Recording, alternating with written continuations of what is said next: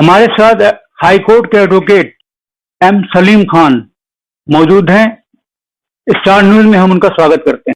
पंचायतों को लेकर के जो चुनाव में आज डेवलपमेंट हुए हैं उस संबंध में हम उनसे चंद सवाल करेंगे और हम चाहेंगे कि उनके जवाब इतने स्पष्ट हों ताकि हमारी जनता, आम जनता जो इन पेचीदगियों को समझती नहीं है वो उसको समझ सके। सलीम साहब, हम सबसे पहले आपसे ये जानना चाहते हैं कि 1995 और 2015 इसमें क्या डिफरेंस है?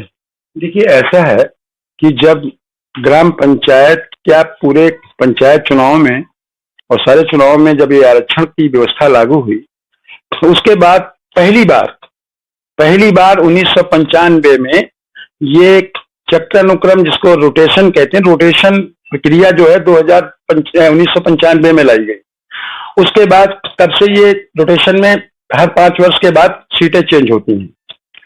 लेकिन क्योंकि बीच में अखिलेश गवर्नमेंट बनने के बाद समाजवादी पार्टी की सरकार ने इस प्रक्रिया को खत्म करके और शायद जहां तक मैं समझता हूं कि अपने लोगों को लाभ पहुंचाने के लिए उन्होंने इस रोटेशन प्रक्रिया को बिल्कुल खत्म करके उन्होंने नए सिरे से इसको जीरो पर ला करके और अपने कार्यकाल में इन्होंने फिर से रोटेशन की प्रक्रिया अपने हिसाब से तय की थी।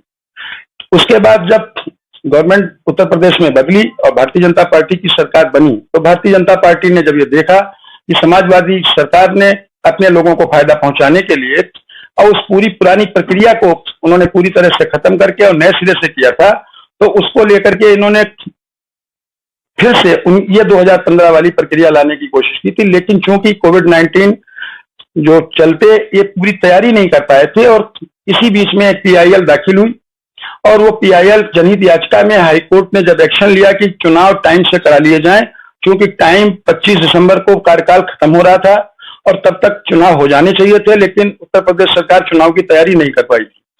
और इस वजह से जब हाईकोर्ट में जनहित याचिका दाखिल हुई, हाईकोर्ट के आदेश तय हुए कि 30 अप्रैल तक हर कीमत पर चुनाव कराए जाएं। तो उत्तर प्रदेश सरकार ने तब इसका नोटिफिकेशन जारी किया और इतनी जल्दी में उन्होंने 1995 वाली पुरानी प्रक्रिया जो समाजवादी पार्टी ने खत्म किया था और उसी समझ से उन्होंने, जैसा कि हर सरकारें एक दूसरे के कानून और आदेश को बदलने का प्रयास करती हैं, और जल्दी में भारतीय जनता पार्टी ने भी उसी प्रक्रिया के तहत वो खत्म कर दिया था।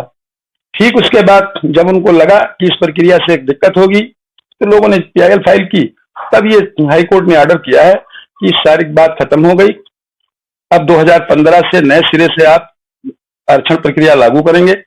और वो आदेश आज जनहित याचिका पर दाखिल हुआ जिसमें हमारे सहयोगी अधिवक्ता अजय सिंह ने एक PIL फाइल की थी। उसी पर माननीय ऑनरेबल हाई कोर्ट ने एक आदेश पास किया है और अब 1995 की जो प्रक्रिया अपनाई थी वो अब प्रक्रिया लागू नहीं होगी, बल्कि अब नए सिरे से इन्हें आरक्षण करना पड़ेगा। ये 1995 तक जाने के लिए भाजपा को इसमें क्या एडवांटेज था, क्या उसकी मंशा हो सकती है? नहीं, ऐसी जहां तक मैं समझता हूं कि 1995 तक जाने की मंशा सिर्फ भारतीय जनता पार्टी की इतनी थी, क्योंकि समाजवादी पिछली सरकार ने 1995 से ही रोटेशन प्रक्रिया लागू हुई थी और उसको समाजवादी पार्टी ने पिछली अपनी सरकार में से खत्म कर दिया था। तो इन्होंने उसको फिर से 1995 की प्रक्रिया को लागू किया, सिर्फ इसलिए लागू किया क्योंकि समाजवादी पार्टी ने इसे खत्म किया था और जब हमारी सरकार आई तो हम उन्हें पुराने कानून को हम इसको लाएंगे। तो आप ये मान के चलते हैं कि भारतीय जनता पार्टी जो 1995 वाली प्रक्रिया को लेकर चल रही थी, उसके आधार पर आरक्षण को तय कर रही थी, वो ठीक था? नहीं, देखिए, अगर ऐसे देखा जाए तो नहीं ठीक था। हमारे हिसाब से हर बार हर सरकार को नए सिरे से करना चाहिए। जब रोटेशन कानून है तो ऑटोमेटिक वो रोटेशन में जो भी पंचायतें आरक्षित हुई है रोटेशन में वो चेंज होंगी। लेकिन चूंकि अब सरकारें एक दूसरे के दे करके बदलिक भावना से काम करती हैं तो इस चक्कर में अक्सर ये होता है और इसीलिए PIL फाइल होती है। ये 1995 को आधार बना करके जो आरक्षण किया गया था, इससे लेकर लोगों में बड़ा असंतोष था और बताया यह भी जाता है कि भारतीय जनता पार्टी के भीतर भी काफी असंतोष है, जिसको लेकर के रेट फाइल की गई थी, जनहित याचिका फाइल की गई थी। और 1995 के बाद 2000 और 2011 में जो जनगणना हुई, उस जनगणना में डेमोग्राफिक जो ग्राफ था बहुत चेंज हुआ, जिसके चलते समाजवादी पार्टी को 1995 में 2015 में उसको बदलना पड़ा। आपका इस पर क्या कहना है? क्या समाजवादी पार्टी ने ऐसा करके ठीक किया था? देखिए, समाजवादी पार्टी ने भी ये करके ठीक नहीं किया था। जब एक रोटेशन कानून पहले 1995 से लागू था और इससे पहले जो इनके ये समाजवादी पार्टी के द्वारा जब ये कानून लाया गया तो इससे वो तमाम सीटें प्रभावित हुई थी जो रोटेशन में पहले से भी आरक्षित हो चुकी थी और उनको दोबारा आरक्षित होना, अनारक्षित नहीं हो पाई।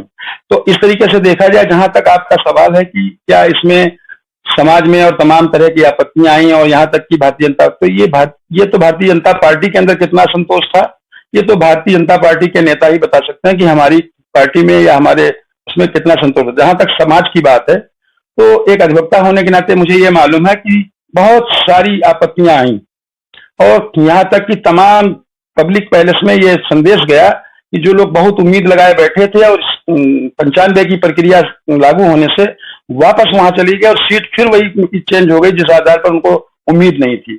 तो इस जनहित याचिका का मतलब ये होता है कि जनता को जब लगता है तो लोग PIL में जाते हैं, क्योंकि कॉन्स्टिट्यूशन ऑफ इंडिया ने हमें ये राइट्स दिए हैं और उन्होंने जाके रिट फाइल कराई, उसी पर यह आदेश हुआ। कुल मिला के मान लिया जाए कि जो हाईकोर्ट का जजमेंट है उसका स्वागत किया जाना चाहिए। बिल्कुल, हाईकोर्ट का आदेश स्वागत योग्य है, क्योंकि हमेशा हाईकोर्ट या सुप्रीम कोर्ट, जब कोई कॉन्स्टिट्यूशनल कोर्ट है, जब भी कोई आदेश पारित करते हैं तो संविधान के दायरे में पारित करते हैं। सरकार कभी कभी ऐसा होता है कि संविधान के दायरे के बाहर भी जाकर के अपने एक सिस्टम में अपनी जरूरतों के हिसाब से काम करती है और इसी वजह से न्यायालय बना है, क्योंकि स्वतंत्र जब लोगों को लगता है कि प्रशासन या जिला प्रशासन या सरकारें कहीं कॉन्स्टिट्यूशन ऑफ इंडिया के खिलाफ काम कर रही हैं तो लोग PIL फाइल करते हैं। आप ये मान के चलते हैं कि इससे लोगों को एडवांटेज होगा? हाँ, बिल्कुल होगा। थैंक यू सलीम साहब, आप स्टार न्यूज के साथ आपने बात की और बहुत सफाई से, बहुत स्पष्टता से जो हाई कोर्ट का जजमेंट है उसको आपने डिफाइन किया और मैं समझता हूं कि आम जनता जो इसको, इन पेचीदगियों को समझ नहीं पा रही थी, इसको जरूर समझेगी।